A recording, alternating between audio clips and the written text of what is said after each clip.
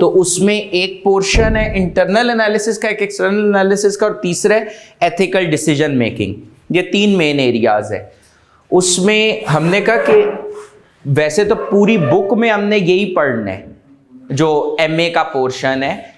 अगर इसको टेक्निकली देखा जाए तो चैप्टर 1 टू चैप्टर 8 जो आई कैप के स्टडी टेक्स्ट की हैं वो basically internal analysis external analysis पे ही है। चैप्टर 9 किस पे है? एथिक्स, एथिकल डिसीजन मेकिंग पे। और एक चैप्टर मैंने आपको और पढ़ाना है, वैसे वो है फाइनेंशियल का पोर्शन का, रिस्क मैनेजमेंट, जो उसका थ्योरी वाला पार्ट है। तो ये जो 8 चैप्टर हैं, इससे पहले मैंने एक और क्या चीज आपको ऐड करवाई, चैप्टर 0। चैप्टर 0 में हमने बेसिकली जो सारे मेन कॉन्सेप्ट्स हैं ना वो कवर कर लिए। उससे होगा ये कि आगे अब जब हम कॉन्सेप्ट्स पढ़ रहे होंगे ना तो वो इन्हीं कॉन्सेप्ट्स की एक्सटेंशंस होंगी। एक्सटेंशन समझते हैं? मतलब आपने एक बेसिक कॉन्सेप्ट पढ़ लिया, जैसे आपने फॉर एग्जांपल IAS 16 अकाउंटिंग में पढ़ा, उसकी बेसिस पे आप अगले अकाउंटिंग के स्टैंडर्ड्स पे गए, IAS 23 पे गए, उसका जो फॉरेन करेंसी ट्रांसलेशन है उस पे गए, तो वो आगे आप प्रोसीड करते हैं। तो एक बेस हमने चैप्टर 0 में सेट कर दी है। इसमें हमने क्या क्या एरियाज कवर किए हैं अगर हम वो देख लें, अगर आप बिल्कुल स्टार्ट से आए तो हमने स्ट्रैटेजी का कॉन्सेप्ट देखा था, और उसके बाद फिर हमने स्वॉट एनालिसिस सीखा। स्वॉट एनालिसिस के अंदर हमने क्या चीज कवर की? पेस्टल। स्वॉट एनालिसिस के अंदर हमने क्या कवर किया? Porters 5 forces. ठीक है, इनके ऊपर हमारे टेस्ट भी हुए हैं जिसकी डीब्रीफिंग अब इस वीक में towards the end of the week होनी है। पेस्टल की फॉर्म में पोर्टर्स 5 फोर्सेस हो गया। अच्छा, इसके बाद हमने इंटरनल एनालिसिस में जो कॉन्सेप्ट कवर किया था वो था कॉन्सेप्ट कैपेबिलिटी का, और फिर विद इन दैट कॉन्सेप्ट हमने रिसोर्स ऑडिट वाया दी एम्स मॉडल, आपको याद होगा, वो कवर किया था। कैपेबिलिटी हमने 2 टाइप्स की कैपेबिलिटीज देखी। अब्दुल समद, कौन सी 2 टाइप्स की कैपेबिलिटीज हमने देखी थी? क्लास ही नहीं आपने ली थी, सही कह रहे हैं, ये मुझे याद है। सर,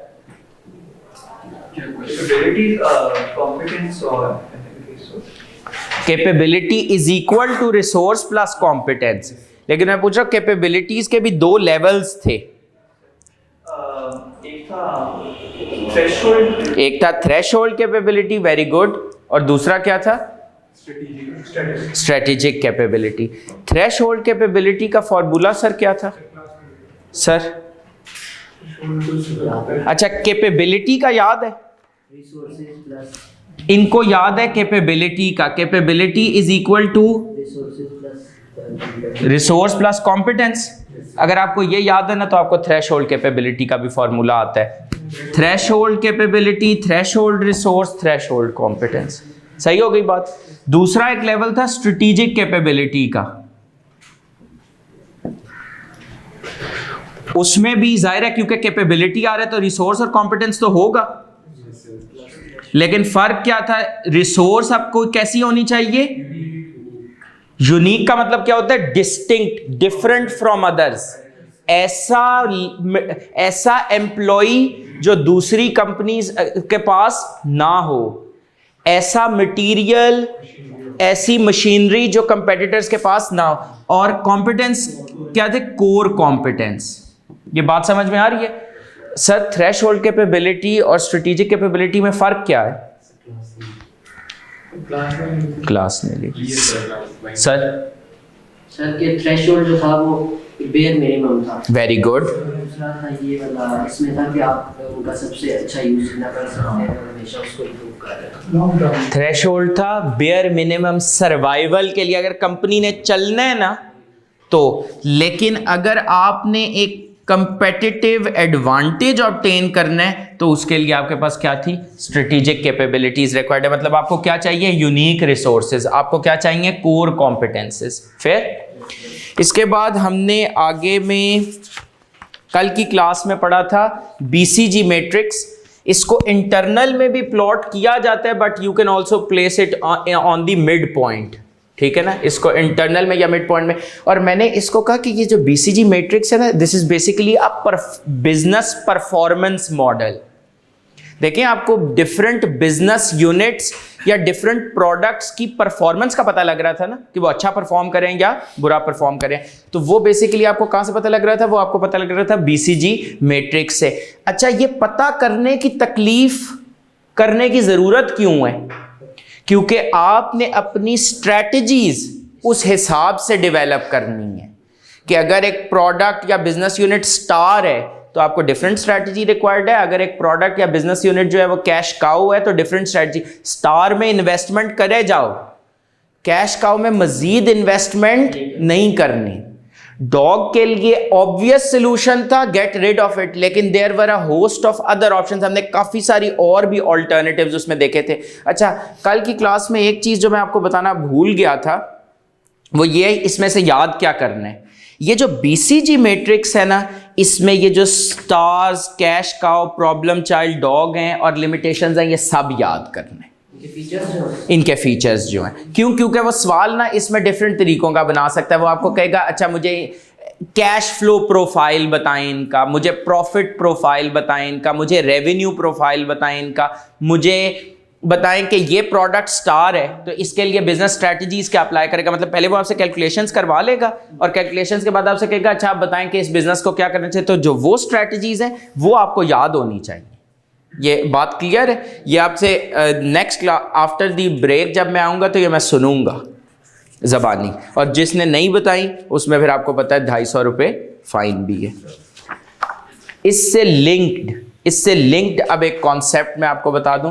ये बीसीजी मैट्रिक्स हमने कवर कर लिया ना, इसी से बिल्कुल एक, वैसे तो कल की क्लास में ना अब हम वो जो क्वेश्चंस है, क्योंकि एक कॉन्सेप्ट था वो लिंक था इससे, तो वो मैं आपको पूरा करा लूं। और sorry before I forget, chapter 0 आपके मिड टर्म मॉक में एग्जामिनेबल है। जो आपका मिड टर्म मॉक होना है ना, उसमें आपका चैप्टर 0 टेस्ट होगा। उसके लिए अभी ये जो अगले 2-3 हमारी 3 क्लासेज है ना, इसमें मैं आपको उसकी इफेक्टिवली रिविजन करा रहा हूँ, मिड टर्म मॉक के लिए प्रिपेयर कराऊंगा। तो सर एक चीज देख लें, जितना सीरियस मैं मॉक को ले रहा हूं, आई होप कि आप भी उतना सीरियस, एक सीरियस अटेम्प्ट हुआ हुआ पेपर जो है ना उसका पता लग जाता है, और एक जो शुगल में अटेम्प्ट हुआ होता है जिसमें सीरियसनेस नहीं है उसका भी पता लग जाता है। तो आपने कम से कम उसको एक सीरियस अटेम्प्ट देनी है।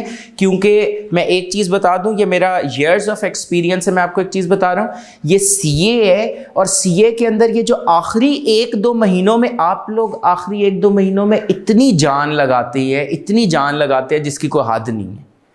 लेकिन आपने नोट किया होगा कि समटाइम्स रिजल्ट्स इतने फेवरेबल तब भी नहीं होते। उसमें उसका मैं आपको लॉजिक बता देता हूँ, उसके पीछे एक लॉजिक है। वो लॉजिक ये कि आपने ना चीज़ों को, कॉन्सेप्ट्स हमने बनाने हैं ना, कॉन्सेप्ट्स कभी भी ओवरनाइट या जल्दबाजी में नहीं बनते। मैं आपको एक कॉन्सेप्ट कितना तोड़ के आराम से एक्सप्लेन कर रहा होता हूँ कि इसकी निटी ग्रिटी आपके माइंड में फिक्स हो, और वो एकदम से नहीं फिक्स होनी। देखें, उस दिन हमने पढ़ा था कैपेबिलिटी, उस पर टाइम लगाया था, कुछ याद था, लेकिन 100% नहीं याद था। वो 100% आहिस्ता फर्म अप होते हैं। तो इस वजह से आपने मुझे सिर्फ ये सपोर्ट करनी है। और लास्ट सेशन में भी बच्चों ने सपोर्ट किया, एमएफए का रिजल्ट बहुत ज़बरदस्त आया है, एमएफए में ज़्यादातर स्टूडेंट्स पास हुए हैं। वो यही रीज़न था कि वो लोग ये इन चीज़ों को सीरियस ले रहे थे। अच्छा जी, अब हमारे पास जो दूसरा एरिया है बीसीजी मैट्रिक्स के बाद, वो क्या है? Product life cycle. और ये अफेक्टिवली आपके चैप्टर 0 का कौन सा टॉपिक है? आखिरी टॉपिक है। अच्छा, वेरी इंपॉर्टेंट, पिछली अटेम्प्ट में भी इस पे सवाल आया है, और ये समहाउ बीसीजी मैट्रिक्स से कनेक्टेड भी है। वो कनेक्शन हम टुवर्ड्स द एंड देखेंगे। पहले तो हम समझ लेना कि प्रोडक्ट लाइफ साइकिल क्या है। प्रोडक्ट लाइफ साइकिल का जो बेसिक कॉन्सेप्ट है, आप लोगों ने साइंस पढ़ी होगी किसी जमाने में बचपन में, उसमें भी आप ये एक वर्ड सुनते होंगे, life cycle of a flea animal. इस तरह पूरी वो एक स्टेप्स, एग्जैक्टली जो सारे वो स्टेप्स होते हैं ना, वो आपको बेसिकली बताए जाते थे। बिल्कुल इसी तरह प्रोडक्ट की भी ना, पढ़ा था ना अब्दुल समद, तो प्रोडक्ट की भी इसी तरह क्या होती है? एक लाइफ साइकिल होती है। इंसान की भी एक लाइफ साइकिल होती है, एक स्टार्ट होता है, एक एंड होता है, दैट्स हाउ इट इज। तो प्रोडक्ट की भी एक लाइफ साइकिल है। अच्छा, प्रोडक्ट की भी एक लाइफ साइकिल है। एक चीज तो उसमें हमें समझ में आ गई, यहां पर हम रखते हैं टाइम फैक्टर, हॉरिजॉन्टल एक्सिस पे हम रखते हैं टाइम, क्योंकि लाइफ एक टाइम है ना, मतलब कि जी फॉर एग्जांपल इधर मैं लिख दूं 60 साल, तो वो एक टाइम है। तो बेसिकली मैंने हॉरिजॉन्टल एक्सिस पे क्या प्लॉट किया, टाइम, क्योंकि लाइफ लिंक कर रहा हूं, बेसिकली लाइफ के हवाले से बात कर रहा हूं। अच्छा, अब क्योंकि प्रोडक्ट के रेफरेंस से देख रहा हूं तो मैं यहां पर प्रोडक्ट की बीसीजी मैट्रिक्स एक परफॉर्मेंस मॉडल था ना, और मैं कह रहा हूं प्रोडक्ट लाइफ साइकिल भी उससे कोई मिलती जुलती चीज है, तो ये भी कुछ परफॉर्मेंस मॉडल टाइप चीज ही होगी कि प्रोडक्ट की परफॉर्मेंस कैसी है। तो उस हवाले से प्रोडक्ट की परफॉर्मेंस को असेस करने में जो कुछ चीफ फीचर्स हैं वो क्या होते हैं, उसकी सेल्स, उसका प्रॉफिट, उससे जो कैश फ्लोज आ रही हैं, ठीक है, ये हो गया। अब मैथ्स में आपने ये इस तरह के ग्राफ्स पढ़े होंगे, जिधर जो मिड पॉइंट होता है उसको हम 0 से डिनोट कर देते हैं, ठीक है, जो स्टार्टिंग पॉइंट है हमारा। अब मैंने कहा प्रोडक्ट लाइफ साइकिल है, तो किसी भी चीज की जो लाइफ साइकिल है उसका एक स्टार्टिंग पॉइंट है और एक एंड पॉइंट है। तो मतलब इसका कोई यहां पर स्टार्ट यहां से ही होगा ना, तो एक स्टार्टिंग पॉइंट है, और से फॉर एग्जाम्पल इस टाइम पे आके T4 पे आके दिस विल एंड अप। तो यही basically concept product life cycle में है कि ये एक स्टार्टिंग पॉइंट है। अच्छा, स्टार्टिंग पॉइंट के बाद क्या होता है, एक टिपिकल, ये जो इस टाइम मैंने आपको बना के दी है ना, ये एक टिपिकल प्रोडक्ट लाइफ साइकिल है, एक क्लासिकल प्रोडक्ट लाइफ साइकिल। आप सिंगिंग के बारे में कुछ जानते हैं? क्लास जो सिंगिंग की प्योरेस्ट फॉर्म है ना, वो नहीं है जिसको हम सुनते हैं, दैट्स द क्लासिकल सिंगिंग। अच्छा, ये जो बाकी सिंगिंग है ये डिराइव वहीं से हुई है, मतलब इसकी बेस लाइन या टर्मिनोलॉजीज अगर आप देखें ना, तो उन सिंगर्स को भी सुने और इनको भी सुने तो इनके वर्डिंग्स मिलती जुलती होंगी। जगह लेना, ऊपर के सुर, नीचे के सुर, वो सारी जगह कॉमन है, ठीक है, चाहे वो क्लासिकल सिंगिंग हो या वो कोई आम जो पॉप सिंगिंग है उसमें, दोनों में मतलब वो आपको कॉमनैलिटी एक मिलेगी। इसी तरह ये जो है ना एक क्लासिकल प्रोडक्ट लाइफ साइकिल है कि इन एन आइडियल वर्ल्ड, क्लासिकल का मतलब क्या है, इन एन आइडियल वर्ल्ड, जैसे इकोनॉमिक्स की थ्योरीज नहीं होती हैं कि इन एन आइडियल वर्ल्ड अगर सब कुछ सही हो तो एक टिपिकली एक प्रोडक्ट जिन फेजेस से गुजरता है ना, ये बेसिकली वो फेजेस है। हुआ क्या, यहां पर ये जो ब्लू ग्राफ है ना, ये मैं बताता चलूं आपको, ये है ग्राफ सेल्स का, ये ग्राफ है सेल्स का। आमतौर पर क्या होता है, जब एक प्रोडक्ट स्टार्टिंग पॉइंट होता है तो हम इस फेज को बेसिकली क्या कहते हैं,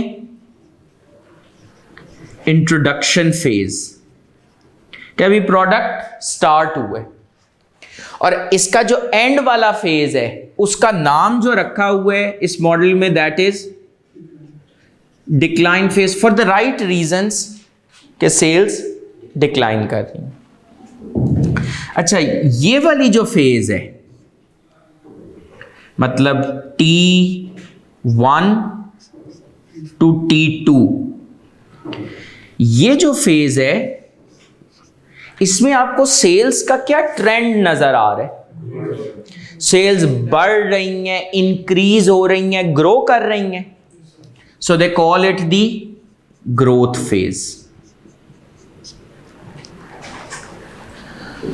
यहां पर आके आपको क्या दिखे, स्टेगनेंसी हो गई है।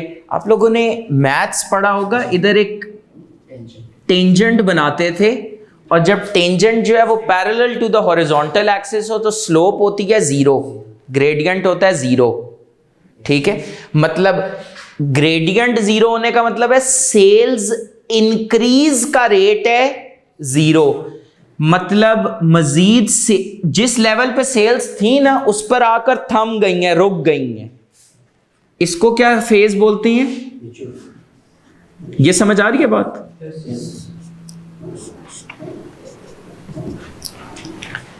Introduction phase, growth phase, maturity phase, decline phase. थोड़ा सा समझ में आ रहा है, सेंस बन रहा है? Intro, growth, maturity, decline. अच्छा, ये सेल जीरो अल्टीमेटली, हाँ अल्टीमेटली ये जीरो भी हो सकती हैं। अच्छा, ये क्या है? ये एक क्लासिकल प्रोडक्ट लाइफ साइकिल है, एक आइडियल, मतलब अगर हम सोचे ना कि सब कुछ नॉर्मल हो तो एक प्रोडक्ट इन फेजेस से गुजरती है, लेकिन this is far from truth. ऐसा नहीं होगा, because we don't live in an ideal world. We don't live in an ideal world, इसलिए ऐसा नहीं होगा। हो सकता है एक प्रोडक्ट लॉन्च हो, साथ ही फेल हो जाए। This is quite possible. तो लेकिन हमें क्योंकि एक बेसिक कॉन्सेप्ट पहले समझना है, ये तो इसकी, इस मॉडल की लिमिटेशन हो गई। बेसिक कॉन्सेप्ट में क्या है कि टिपिकली सेल्स का ग्राफ कुछ इस तरीके से बिहेव कर रहा होता है। इन टिपिकली सेल्स का ग्राफ कुछ कि सेल्स इनिशियली लो होंगी इंट्रोडक्शन फेज में, फिर इंक्रीज कर रही हैं, फिर स्टैग्नेंट हो जाती हैं। मतलब अगर इधर मैं 2-3 टाइमलाइंस बनाऊं, T2.1 और T2.2, तो दोनों में सेल्स का लेवल तकरीबन बराबर ही है। कोई खातिर ख्वाह इजाफा, कोई खातिर ख्वाह इंक्रीज नहीं हो रहा, और फिर वो अल्टीमेटली सेल्स फॉल करना शुरू कर देती। ये एक स्टैंडर्ड है, एग्जैक्टली ये एक स्टैंडर्ड प्रोडक्ट लाइफ साइकिल है। लेकिन ऑफ कोर्स जिस तरह मैंने शुरू में ही आपको बता दिया कि एक्सेप्शंस कुड बी देयर। अब इन डिफरेंट फेजेस में क्या बिजनेस स्ट्रैटेजी होनी चाहिए? इस फेज में, इस फेज में, इस फेज में, इस फेज में बिजनेस को क्या करना चाहिए? That is what we are going to look at कि इंट्रोडक्शन फेज में क्या स्ट्रैटेजी होनी चाहिए। जिस तरह हम BCG नहीं पढ़ रहे थे, हमने पहले आइडेंटिफाई किया ये किस क्वाड्रेंट में फॉल करता है, और फिर उस क्वाड्रेंट के हिसाब से हमने स्ट्रैटेजी बनाई। बिल्कुल इस तरह इधर भी हम पहले आइडेंटिफाई करेंगे कि ये किस फेज में, किस स्टेज में है लाइफ साइकिल की, और उस स्टेज में क्या एप्रोप्रिएट स्ट्रैटेजी होनी चाहिए। तो अगर आप इसमें अपनी किताब पे आ जाएं, page number 19, H4 product life cycle ICAP study text किस चैप्टर में कवर्ड है? चैप्टर 7 में। ये मैंने आप लोगों को एक्सप्लेन किया हुआ है कि मैंने चैप्टर 0 में आपके सिलेबस के डिफरेंट चैप्टर्स के जो इंपॉर्टेंट कॉन्सेप्ट्स हैं वो पार किए हुए हैं। ICAP के स्टडी टेक्स्ट में ये आपको चैप्टर नंबर 7 में मिलेगा। कॉन्सेप्ट क्या है? अ product life cycle begins with its initial development and ends at the time that it is eventually withdrawn from the market at the end of its life। आप कितनी products के बारे में सोच सकते हैं जो कि आपने किसी पॉइंट ऑफ टाइम पर यूज की थी and now they are no more available. वो प्रोडक्ट्स अब आपको नहीं मिलती। इवन आइसक्रीम्स के कुछ वेरिएंट्स होते हैं जो कि अवेलेबल नहीं होते subsequently, for any strategic reason उनको खत्म कर दिया जाता है। तो प्रोडक्ट की एक स्टार्ट पॉइंट है और एक एंड पॉइंट है। Products, companies and industries all have life cycles. मतलब डिफरेंट लाइफ साइकिल्स का मतलब होता है जिस तरह एक इंसान है वो अपनी लाइफ में डिफरेंट स्टेजेस से गुजरता है, तो बिल्कुल उसी तरीके से जो आपकी प्रोडक्ट्स हैं, आपकी कंपनीज हैं, आपकी इंडस्ट्रीज हैं, वो भी डिफरेंट स्टेजेस से गुजर रही हैं। तो ये डिफरेंट स्टेजेस हैं जिससे एक प्रोडक्ट अमूमन गुजर रही होती है।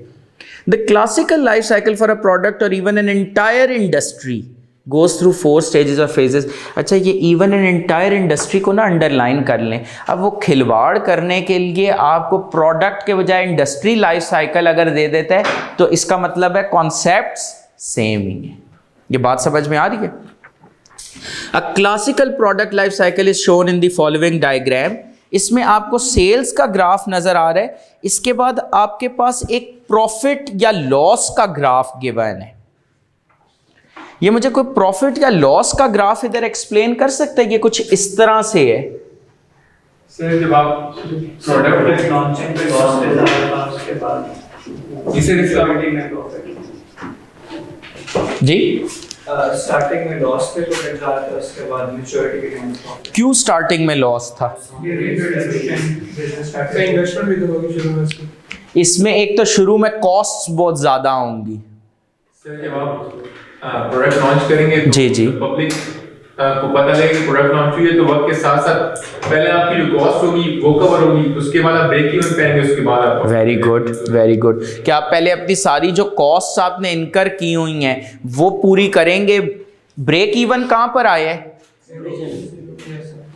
यहाँ पर ये बेसिकली आपका ब्रेक इवन पॉइंट आया और उसके बाद आपका प्रॉफिट आया, क्योंकि सेल्स भी अब इंक्रीज हो गई थी, मार्जिन्स आना शुरू हो गए, और फिर अल्टीमेटली जब डिक्लाइन फेज में आप एंटर करते हैं तो क्या आना शुरू हो गया? आपके पास लॉस होना शुरू हो गया। यही प्रोफाइल आपके मोर और लेस कैश फ्लोज की भी होती है, ठीक है? कैश फ्लोज की भी यही प्रोफाइल होती है। हाँ, जो कैश फ्लोज में इनिशियली स्टार्ट अगर आप देखें ना तो बड़ा डाउन से होता है, क्योंकि आपने कोई रिसर्च एंड डेवलपमेंट की हुई है, कोई मशीनरी फॉर एग्जांपल खरीदी हुई है।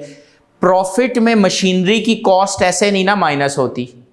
प्रॉफिट में से मशीनरी की कॉस्ट कैसे माइनस होती है?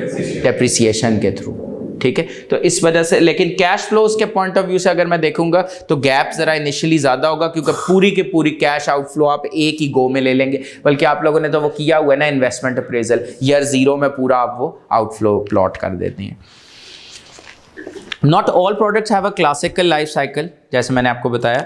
Unsuccessful products never become profitable. A business entity might be able to redesign a product so that when it enters a decline phase, its sales can be increased again and it goes into another period of growth and maturity. अच्छा, यहाँ पर जब ये decline phase में आई ना, तो companies ये कर सकती हैं कि कुछ ऐसी स्ट्रैटेजीज यहाँ पर अप्लाई करें कि वापस से प्रोडक्ट को ऐसा रीडिज़ाइन करें, उसमें इस किस्म की ऑल्ट्रेशंस करें जिससे वो दोबारा से उसका रिवाइवल हो सके। ये स्ट्रैटेजीज रिवाइवल नहीं हुआ, एक अटेम्प्ट थी एट रिवाइवल। तो वो वाकई वो अच्छी एग्जांपल आपने दिया कि वो डिक्लाइन से बेसिकली रिकवर करने की उन्होंने कोशिश की। करते रहते हैं। हाँ, वो उसको वेरी गुड। वो हालांकि कितनी हेल्थ के बारे में कितनी इंक्रीज अवेयरनेस लाने की कोशिश की जाती है, but then they keep on addressing it. वो क्या कर रहे होंगे कि जी ये डाइट कोक है, जो कि आम कोक से शायद ज़्यादा मीठी होती है, जो वो है शुगर फ्री है, ये मतलब सब जो आप कहें सब ढोंग है वैसे तो, लेकिन ये है कि उसके थ्रू वो उसकी लाइफ मेंटेन करे। अच्छा, और कुछ प्रोडक्ट्स ऐसी भी होते हैं, जिस तरह हमने एक पेसिमिस्टिक व्यू लिया, एक नेगेटिव व्यू लिया कि जी कुछ प्रोडक्ट्स स्टार्ट होंगी साथ ही फेल हो जाएंगी। कुछ प्रोडक्ट्स ऐसी हैं जो बस चलती जा रही हैं, जैसे कि रमज़ान का अगर माइंड में आए तो रूह अफ़ज़ा या जामे शीरीन जो है वो आपके पास बेसिकली चल रहा है, तो उसकी मतलब वो इस क्लासिकल प्रोडक्ट लाइफ साइकिल के फॉर्मेट पे नहीं पूरा उतरा। वो एक सीजनल भी, और उसके अलावा आम भी कुछ लोगों को मतलब वो पसंद है अगर, तो वो उसकी एक कॉन्टिन्यूटी एग्जिस्ट करती है। The length of a product life cycle can be long और short. The length of a product life cycle can be long और शॉर्ट, मतलब ये लेंथ कितनी होगी, हो सकता है ना, क्योंकि एक ऐसी भी प्रोडक्ट हो सकती है अगर इसी ग्राफ पे मैं बनाऊं जिसकी ये लेंथ है। बात समझ में आ रही है? तो वो उसने सारी फेजेस देखी, लेकिन जो टेन्योर था वो शायद T1 पे खत्म हो रहा था, जबकि एक दूसरी प्रोडक्ट है जो T4 तक गई है। एट ईच फेज ऑफ अच्छा, ये बात बड़ी इंपॉर्टेंट है, इसके साथ लिख लें, very important. At each phase of a products life cycle marketing activities may change, costs may differ, amount invested may vary. Marketing activities may change, costs may differ, amount invested, capital investment may vary. जैसे हमने कल BCG cycle पढ़ी है, हाँ, अगर उसको as example में यहाँ पर लेंगे, स्टार प्रोडक्ट होगी तो यहाँ पर हम और इन्वेस्ट करेंगे, अमाउंट इन्वेस्टेड की बात कर रहे हैं यहाँ पे, ठीक है। और बाकी अगर कोई कैश का हो या जो भी होगा तो उसके हिसाब से हमारी स्ट्रेटजी चेंज होती रहती है। Very good, excellent. Introduction phase का जो है मार्केटिंग ज़्यादा करेंगे उसकी। इंट्रोडक्शन फेज में मार्केटिंग जैसे एक्सीलेंट ज़्यादा करेंगे। में कम करते हैं, डिक्लाइन में अगर जा रहे हैं हम रीमॉडिफिकेशन करते हैं उसकी, फिर दोबारा हम उसकी मार्केटिंग करते हैं। Very good, very good. अगर कोई मॉडिफाई करें तो कॉस्ट वगैरह दोबारा देंगे। बिल्कुल सही हो गया। मुझे एक चीज़ बताएं, मार्केटिंग होती क्या है? सिर्फ पब्लिक को बता रहे थे कि यार हमने प्रोडक्ट लॉन्च किया है। प्रमोशन। आपको पता है ये मार्केटिंग का सिर्फ एक हिस्सा है,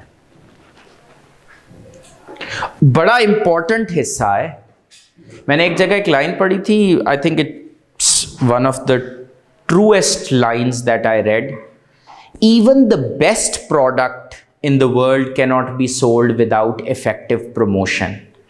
आपकी जितनी मर्जी अच्छी प्रोडक्ट हो, अगर आपकी प्रमोशन अच्छी नहीं है ना, you can not sell it well. ठीक है, तो जैसे वो एप्पल अगर आईफोन लॉन्च करते तो पहले वो एक रखते हैं इवेंट से जिसमें वो बता रहे होते हैं ये फीचर कि क्या ऐड ऑन, बिल्कुल इस तरह। इवन आप अगर देखें जो मूवीज आती हैं उसको भी पहले पूरा वो एक उसकी एक हाइप क्रिएट कर रहे होते हैं, बाद में पता लगता है क्या बकवास था, लेकिन वो हाइप क्रिएट करते हैं बराबर। नेटफ्लिक्स वाले करते हैं सर, ठीक है ना, ट्रेलर्स हैं, सब कुछ है, वो एक बेसिकली माइंड गेम करे ना। Promotion is a very important part, लेकिन अच्छा एंड में वो मूवी फेल हो जाती है। इसका मतलब है marketing is not just promotion. Marketing का बेसिकली जो कॉन्सेप्ट है, ये सिर्फ आपने समझ लेना है, इसको याद नहीं करना, लेकिन आगे क्योंकि ये बार बार कॉन्सेप्ट और वर्ड यूज होना है तो मैं आपको समझा रहा हूं। मार्केटिंग बेसिकली क्या है, एक मैनेजमेंट प्रोसेस है aimed at identifying, anticipating and satisfying क्या चीज, कस्टमर नीड्स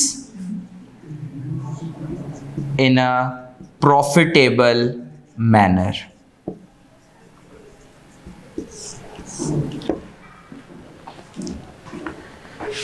क्या कॉन्सेप्ट है ये एक मैनेजमेंट प्रोसेस, मतलब ये एक पूरी साइंस है जिसमें आप कस्टमर की जो रिक्वायरमेंट्स है, कस्टमर की जो डिमांड्स है, कस्टमर की जो नीड्स है ना, उनको आइडेंटिफाई करते हैं। एंटिसिपेट करने का मतलब होता है फोरकास्ट करना कि पोटेंशियली ये क्या चाह रहे हैं।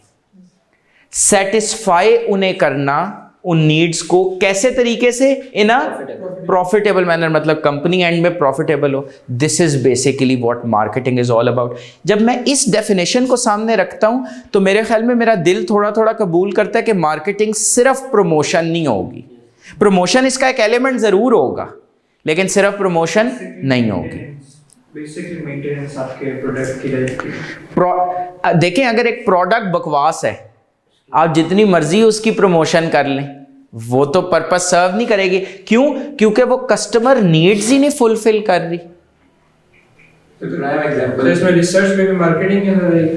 हाँ, रिसर्च जो भी मार्केटिंग के रिसर्च कॉस्ट जो है, नहीं, रिसर्च कॉस्ट मार्केटिंग के अंदर नहीं आएगी।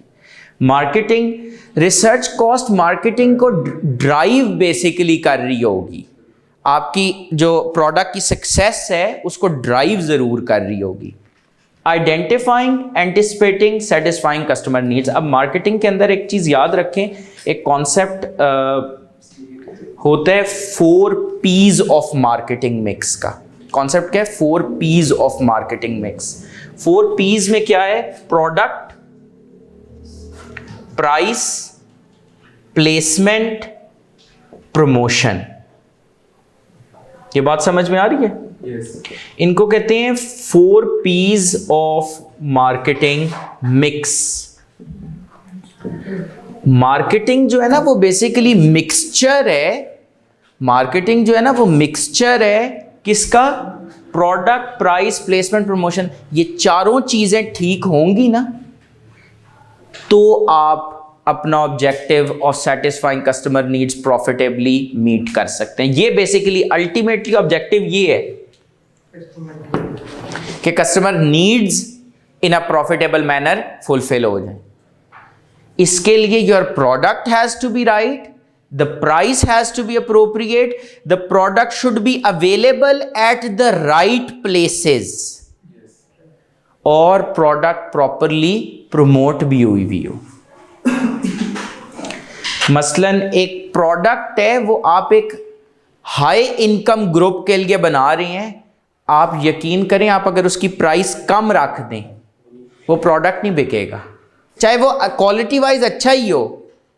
माइंड गेम, ह्यूमन साइकोलॉजी, बात समझ में आ रही है? उसकी प्लेसमेंट कि वो सारे टॉप स्टोर्स में अवेलेबल हो, उसकी प्रमोशन अब उसकी प्रमोशन भी वैसा ही सोफिस्टिकेटेड हो जैसा आपका प्रोडक्ट है।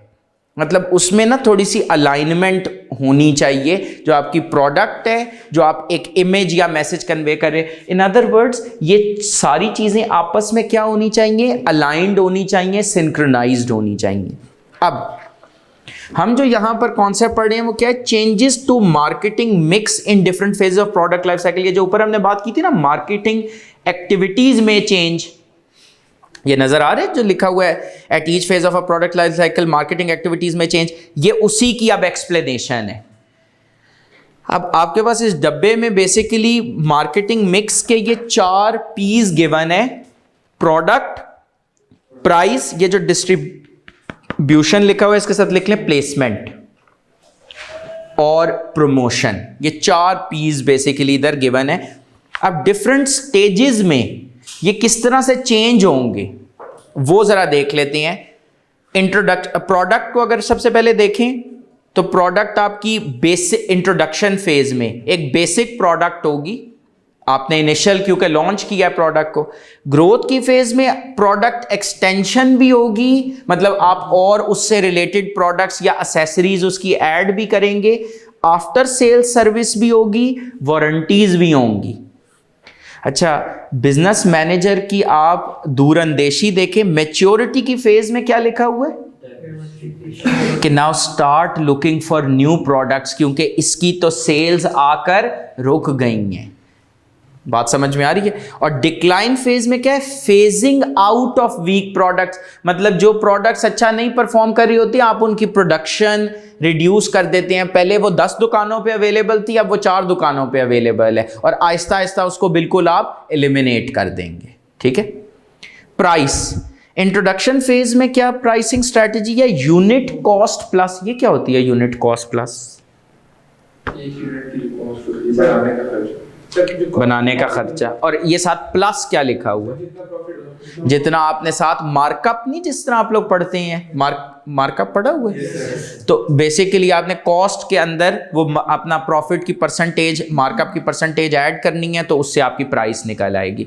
क्योंकि अभी आप इंट्रोडक्शन फेज में ना, अभी आप चाह रहे हैं कि भाई मेरी कॉस्ट कवर होना शुरू हो जाए। ग्रोथ में क्या है? Price to penetrate market. इस स्टेज में भी आप अपनी प्राइसिंग को बहुत हाई नहीं कर रहे होते हैं आप, क्योंकि मार्केट में अपनी एक प्रेजेंस बिल्ड करना चाह रहे हैं।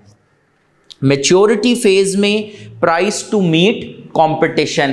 यहां पर अब आप कंपेटिटिव प्राइसिंग की तरफ जा सकते हैं कि कंपेटिटर्स क्या प्राइस रख रहे हैं, आप उसके आसपास की प्राइस जो है वो रख सकते हैं। और बहुत से आपने बिजनेसेस को इस तरह से देखा हुआ होगा जो कि ये जिस तरह स्पेशली ये जो फास्ट मूविंग कंज्यूमर गुड्स हैं। फास्ट मूविंग कंज्यूमर गुड्स से क्या मुराद है? जैसे एसी जो है वो फास्ट मूविंग कंज्यूमर गुड है? नहीं, फास्ट मूविंग कंज्यूमर गुड है फॉर एग्जांपल जैसे ईटेबल्स हैं, खाने की जो चीज़ें हैं, ये एक फास्ट मूविंग कंज्यूमर गुड है बिकॉज इसकी जो लाइफ है, ये इसकी इवन शेल्फ लाइफ भी एक्सपायरी डेट होती है। ब्रेड है, एक्सपायरी डेट है इसकी, तो ये फास्ट मूविंग कंज्यूमर गुड्स में बेसिकली काउंट होते हैं। यहाँ पर आपको जो सिमिलर कंपनीज हैं जो सेम लेवल पे सेम क्वालिटी की प्रोडक्ट दे रही हैं, उनकी प्राइसेस भी अगर आप देखें ना तो उसमें 19-20 का फ़र्क होगा, कोई बहुत एबनॉर्मल डिफरेंस नहीं होगा। और वो उसका बिजनेस लॉजिक क्या है कि अगर बहुत एबनॉर्मल डिफरेंस होगा ना तो customers will straight away choose the product with the lower price, क्योंकि वो कहेंगे भाई क्वालिटी वाइज तो सेम है, क्वालिटी वाइज तो सेम है। और उसके बाद डिक्लाइन फेज में क्या कह रहे हैं? रिड्यूस प्राइसेस, क्योंकि ऑफ कोर्स अब आपके प्रोडक्ट की डिमांड, आपके प्रोडक्ट की एक्सेप्टेबिलिटी रही नहीं। ठीक है। डिस्ट्रीब्यूशन या प्रमोशन में इंट्रोडक्शन में है build selected distribution channels. Selected distribution channel से क्या मुराद है कि अभी आप अपनी प्रोडक्ट हर जगह नहीं प्लेस करवाएंगे, क्योंकि अभी तो आपका स्टार्टिंग है ना। ग्रोथ में you build intensive distribution channels, मतलब अब आप अपनी प्रोडक्ट को ना, क्योंकि अब आपकी प्रोडक्ट अवेयरनेस भी हो चुकी है ना, now you are going to throw it everywhere, कि हर एक को पता हो कि ये प्रोडक्ट एग्जिस्ट कर रही है। मैच्योरिटी में आप you will strengthen your distribution network. Strengthen your distribution network का मतलब क्या होता है कि जो आपके पास, अब आप अपना डिस्ट्रीब्यूशन नेटवर्क बढ़ा नहीं रहे हैं, वहां ज्यादा कर रहे हैं। और डिक्लाइन में क्या है, लॉजिकल सा बिल्कुल स्टेप है, एलिमिनेट अनप्रॉफिटेबल आउटलेट्स। वो जो मैं कहता हूं ना कि 10 दुकानों के बजाय 4 में रह गया, वो जो 4 है वो कैसे सिलेक्ट की कि जहां पर फिर भी सेल्स रिलेटिवली बेहतर है। सेल्स प्रमोशन में, इंट्रोडक्शन में हैवी सेल्स प्रमोशन है, ग्रोथ में reduce effort due to increase in consumer demand, मतलब यहां पर तो सबसे ज्यादा आपकी मार्केटिंग एक्टिविटी और प्रमोशनल एक्टिविटी कॉन्सेंट्रेट कर रही होगी। ग्रोथ में यू कैन रिड्यूस इट क्योंकि आपके पास कंज्यूमर डिमांड अब आना शुरू हो गया।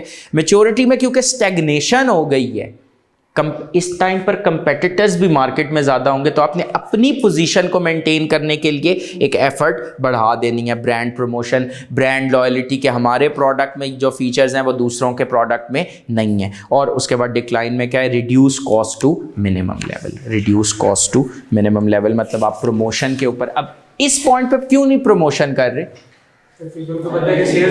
कोई फायदा नहीं है, सेल्स डिक्लाइन करें, सेल्स वो पोटेंशियल नहीं है उसके अंदर। अच्छा, ये जो नेक्स्ट पेज है इस पे ये प्रमोशनल स्ट्रैटेजीज एलैबोरेट हुई हुई हैं। Marketers pursue the promotional strategies consumer for strategies, consumer को क्रॉस आउट कर दें, for goods in the different stages of their product life cycle. अच्छा, ये जो इसमें अभी हमने वैसे तो प्रमोशन देखा है ना इधर पीछे, ये जो डब्बा था पिछले वाला, इसमें आखिरी जो पी था वो प्रमोशन ही था, लेकिन प्रमोशन को ना मज़ीद एलैबोरेट किया है। और सर ये जो पिछली अटेम्प्ट थी, सेम टू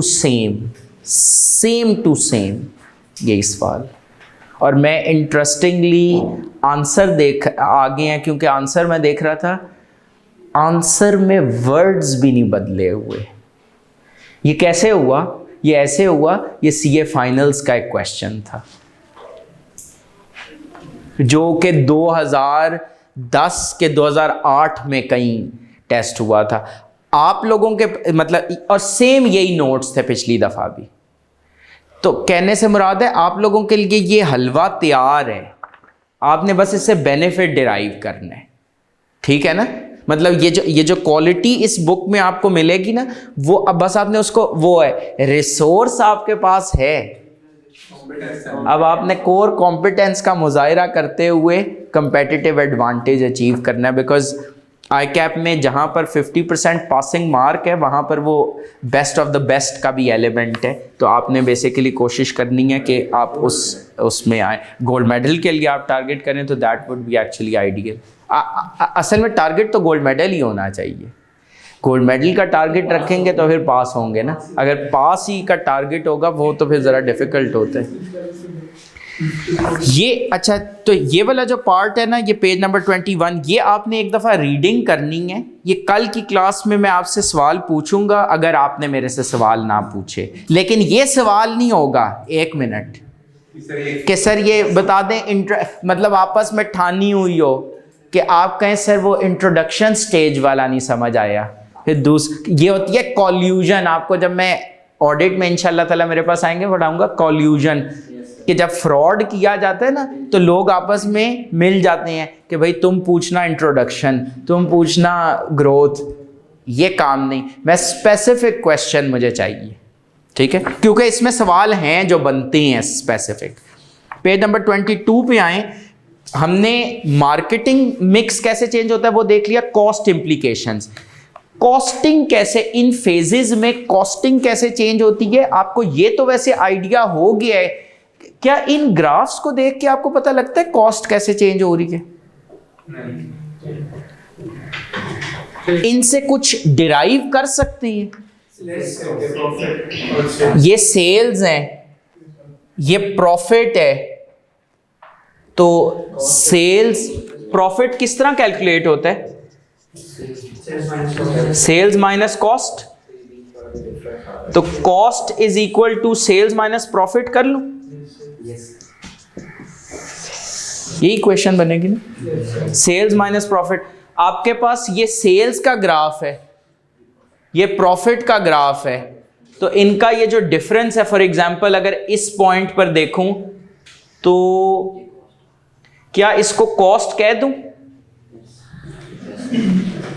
तो कॉस्ट की भी अगर आप प्रोफाइल देखें, ये ग्राफ तो ऑफ कोर्स मेजर्ड नहीं है, जो ये कॉस्टिंग की भी प्रोफाइल है वो बेसिकली शुरू में और ज्यादा होगी और फिर आहिस्ता आहिस्ता वो प्रोफाइल ज्यादा वेरिएबल की तरफ शिफ्ट होगी।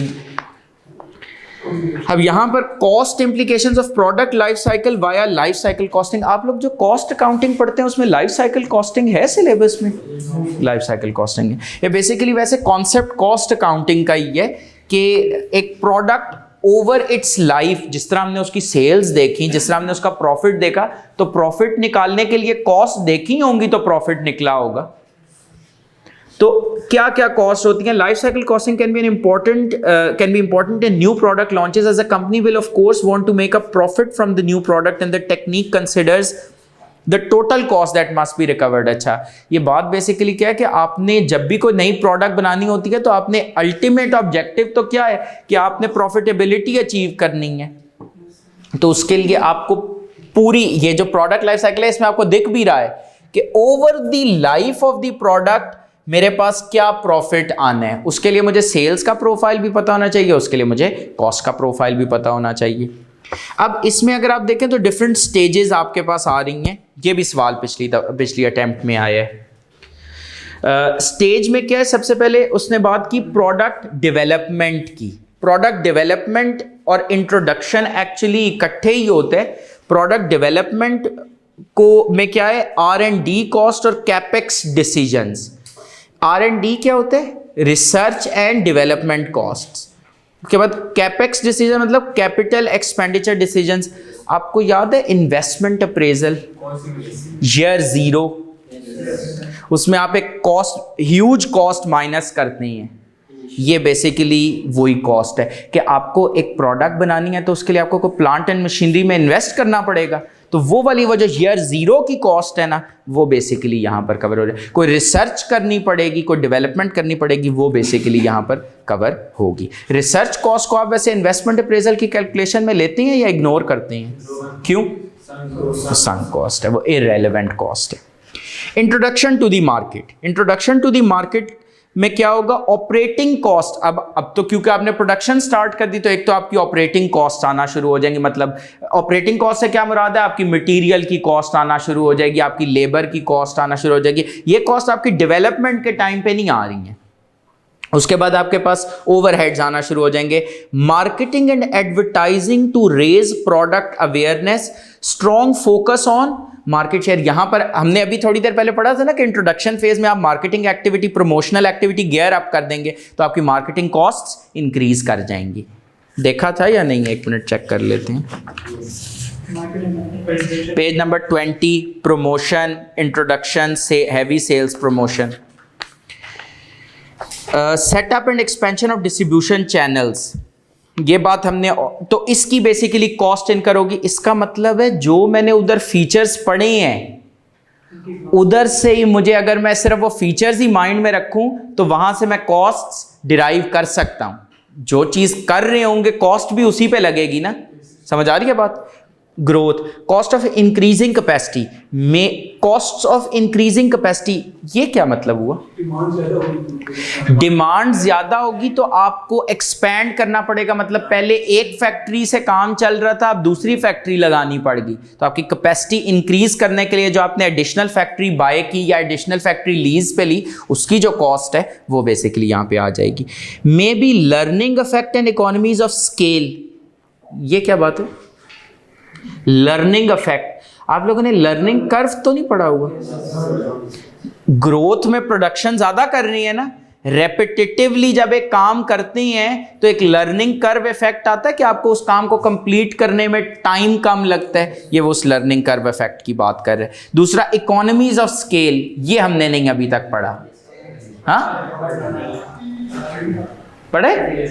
कब पढ़े सर? खुदा के लिए, अच्छा कल ही पढ़ा था। मिस इकोनॉमीज ऑफ स्केल नहीं पढ़ा ना? झूठ बोल रहे हैं ये लोग। अच्छा आपका पहला दिन है, सही है, सही। सर क्या है? सर बेसिकली जब हमारी सेल्स बढ़ती हैं तो आपकी एवरेज कॉस्ट कम होती है प्रोडक्ट की। Very good, very good. जब हमारा स्केल ऑफ प्रोडक्शन इंक्रीज होता है, जब हमारे नंबर ऑफ यूनिट्स जितने ज्यादा मैं बनाऊंगा तो मेरी जो कॉस्ट पर यूनिट है वो कम होती जाएगी। फॉर एग्जाम्पल इस रूम में ये समझे एक फैक्ट्री है, इधर मैं और इसका मैं किराया दे रहा हूं 1 लाख रुपए। अब 1 लाख रुपए divided by number of units produced मेरी एवरेज कॉस्ट है। तो जैसे जैसे नंबर ऑफ यूनिट्स इंक्रीज करेंगे या जैसे जैसे number of students for example increase करेंगे तो जो कॉस्ट पर स्टूडेंट है वो कम होती जाएगी। ये इकोनॉमीज ऑफ स्केल के लार्ज स्केल पे ऑपरेट करने के लिए क्या है, ठीक है। Increase cost of working capital, increase cost of working capital, ये क्या मतलब है? वर्किंग कैपिटल क्या होता है? हाँ याद तो किया हुआ।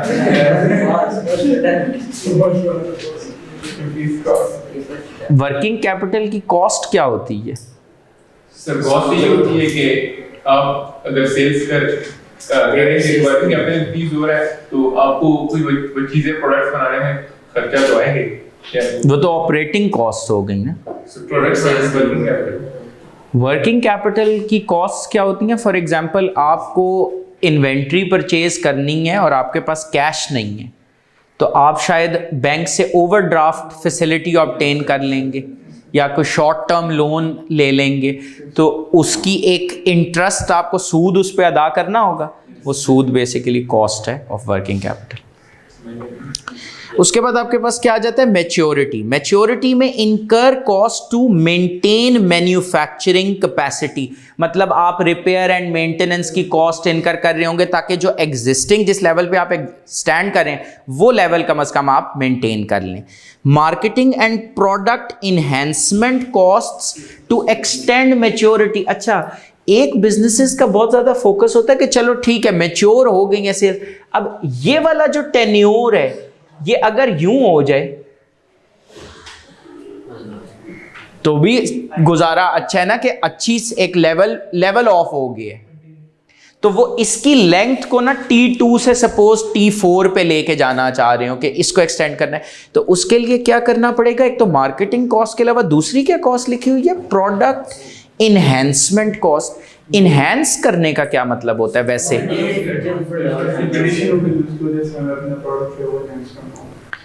तो इनहेंस करने का मतलब हुआ, मतलब आपने अपने प्रोडक्ट को इम्प्रूव करना, उसमें कोई फीचर्स ऐड करना, उसमें कोई कलर्स ऐड करना, उसमें कुछ वेरिएशंस ऐसी लाना जो कि कस्टमर्स को क्लिक करें और वो आपका प्रोडक्ट परचेज करें। डिक्लाइन, मॉडिफाई करना। Decline, close attention to cost needed as withdrawal decision might be expensive. जैसे वो कल आपने कहा था ना, क्विटिंग कॉस्ट, एग्जिट कॉस्ट जो है वो हो सकती हैं। जो ये हमने quitting cost, exit cost sir कहाँ पे पहले पढ़ा था? मैंने पढ़ा हुआ है या आप किसी और सब से पहले पढ़ के आए हैं?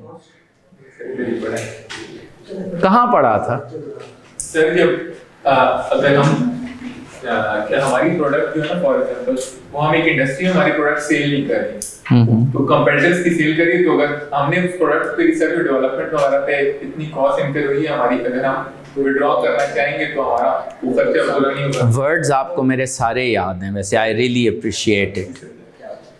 हमने पढ़ा था पोर्टर्स 5 फोर्सेस में, याद है भाई सब कुछ। वो कह रहे हैं नज़र लगाते हैं ये लोग इसलिए नहीं बता रहे थे।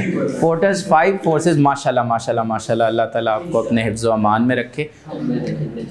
पोर्टर्स 5 फोर्सेस में जो कंपेटिटिव राइवलरी था ना, वहाँ पर हमने पढ़ा था कि जहाँ पर एग्जिट कॉस्ट्स हाई होती है। एग्जिट कॉस्ट क्यों हाई हो जाती है भाई? इतना पैसा लगाया है, मशीनरी खरीदी, सारा कुछ किया, अब उस इंडस्ट्री को छोड़ के जाने में जब नुकसान नज़र आता है ना तो कहते हैं चलो मरता क्या ना करता, रुका रहता। ठीक है ना, तो ये वही डिक्लाइन फेज है। अच्छा, इसके बाद है विड्रॉल। विड्रॉल में आपके पास पहली चीज आ रही है, विड्रॉल का मतलब होता है बस अब डिक्लाइन के बाद अल्टीमेटली विड्रॉ आपने कर लेना है प्रोडक्ट। तो विड्रॉल में क्या आ रहा है? एक कॉस्ट आ रही है एसेट डीकमीशनिंग कॉस्ट। डीकमीशनिंग और जो एसेट्स आपने गुड, एसेट को आपने जो बेचना होगा दोबारा, क्योंकि अगर आप मशीनरी अगर स्पेसिफिक प्रोडक्ट की यूज हो रही है तो डीकमीशन करने का क्या मतलब होता है? एग्जैक्ट, देखें एक फॉर एग्जांपल आपका एक प्लांट है, वो उधर इरेक्ट होने का मतलब फिक्स हुआ हुआ है एक जगह पर, तो वहां से आपने उसको बेसिकली डिटैच कराना है, अलग कराना है जो लैंड सरफेस है उससे। तो उसको डिटैच कराने में जो कॉस्ट आएगा वो बेसिकली आपका एसेट डीकमीशनिंग कॉस्ट है। प्लांट आपका एसेट है और उसको एक्स्ट्रा वो डिटैच कराने की जो कॉस्ट है उसको हम कह रहे हैं एसेट डीकमीशनिंग कॉस्ट। उसके बाद डिस्पोजल कॉस्ट सब्सिक्वेंट है, बिल्कुल उससे रिलेटेड फिर ये होगा, डिटैच करा लिया उसके बाद अगर आपकी कोई मजीद डिस्पोजल कॉस्ट इनकर हो रही हैं तो वो भी इधर आ जाएंगी, ये भी बिल्कुल वेरी गुड विड्रॉल फेज में ही है। उसके बाद आपके पास आ रहा है possible restructuring costs remaining warranties to be supported. Possible restructuring costs remaining warranties to be supported. पहली बात है ये रीस्ट्रक्चरिंग, कभी आपने तो नहीं सुना होगा। FR2 तो आप लोग में से कौन लोग FR2 पढ़ रहे हैं? IS 37 पढ़ लिए? 37 नहीं अभी पढ़ा।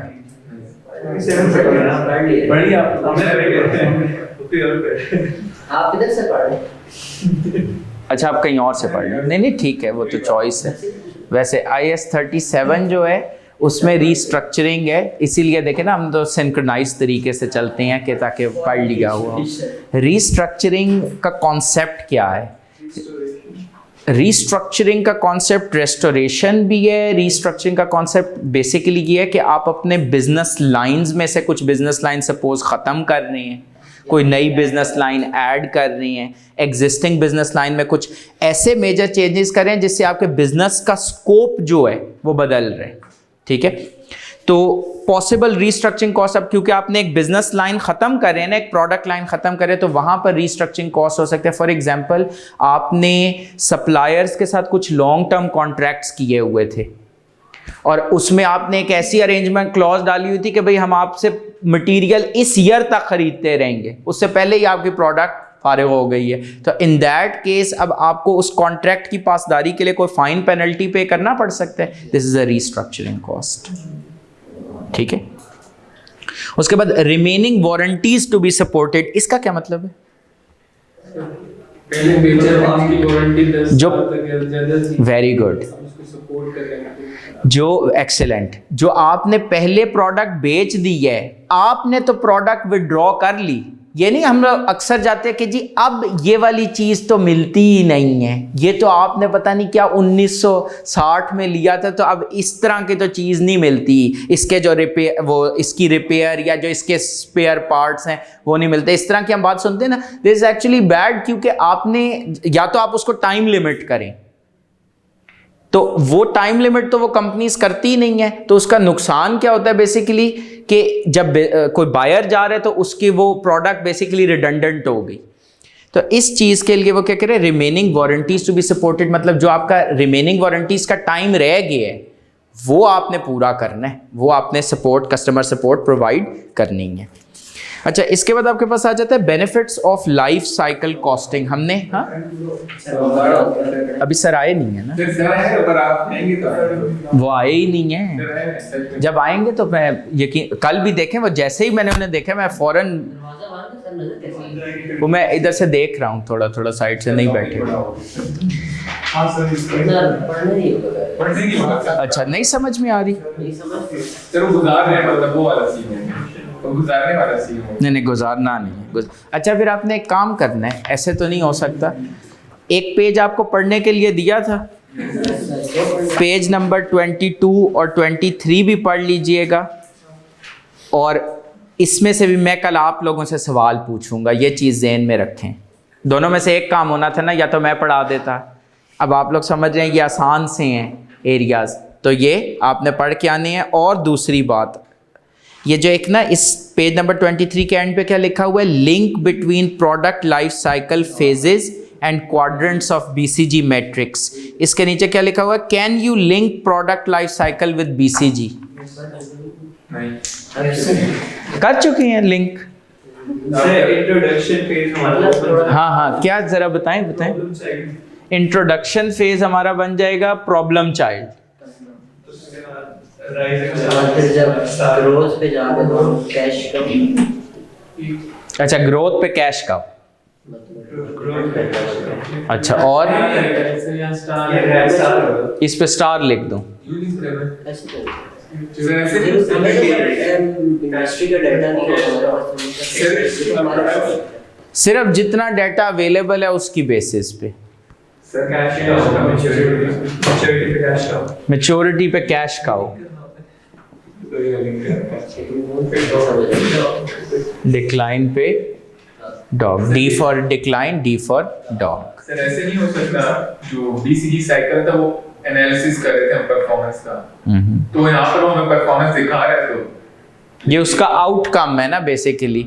उधर भी अगर आप देखें तो आप कंपनी का मार्केट शेयर या और मार्केट शेयर कंपनी के रेवेन्यू पे ही डिपेंड कर रहा होता है, इधर भी वही कॉन्सेप्ट है। तो इंट्रोडक्शन फेज को हमने लिंक कर दिया प्रॉब्लम चाइल्ड से, क्योंकि इनिशियली कंपनी का मार्केट शेयर कम होने का मतलब है कंपनी का रेवेन्यू कम है। यस सर, फिर आहिस्ता आहिस्ता मार्केट शेयर बढ़ है, मार्केट शेयर इंक्रीज कर रहा है, तो प्रोबेबली ग्रोथ भी होगी, स्टार बन गया, फिर एक सर्टेन पॉइंट पे आके स्टेगनेंसी आ गई, मार्केट शेयर। अब इस इधर वो जो मैंने ग्रेडियंट यूं बनाया है, अब मार्केट शेयर बढ़ नहीं रहा, मार्केट शेयर स्टेबल हो गया है, लेकिन मार्केट शेयर हाई है, ये अपनी पीक है basically. Market share is high, तो क्या बन गया? कैश काउ बन गया। ग्रोथ इंडस्ट्री में अब क्योंकि मजीद, ये मुझे कैसे पता लग रहा है कि ग्रोथ कम होगी? क्योंकि मजीद इंक्रीज नहीं दिख रहा, और अल्टीमेटली क्या हो गया? डिक्लाइन फेज आ गया। क्लियर होगी बात? Yes sir. तो ये लिंकिंग, ये तो पार्ट देखे मैंने ही आपको करवा दी है, तो क्या रहे थे सर आप खुद कर, हाँ तकरीबन मतलब आप लोग खुद कर चुके थे।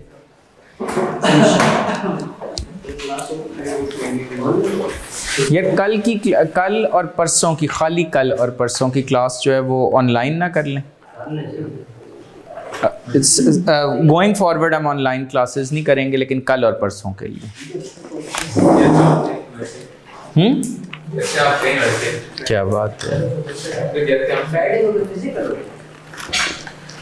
नहीं, फ्राइडे को भी, मतलब रिमेनिंग सारी अच्छा आज ट्यूसडे है, ठीक है, वेडनेसडे थर्सडे फ्राइडे, यस, जो रिमेनिंग 3 क्लासेस हैं। चाय आप लोगों ने पीते रहने हैं जब वापस आएंगे तो क्या? उस वक्त तक आप चाय नहीं पिएंगे? आप खाना खिलाएंगे, इतनी खाना नहीं खाएंगे आप, तो खाना खिलाएंगे। क्यों नहीं खाना खिलाएंगे? सर देंगे बता रहे हैं सर। मैंने मना किया ही नहीं खाना खिलाना। सर वो आप डिक्लाइन फेज में अभी एंटर होने वाले हैं। अल्लाह ना करे यार।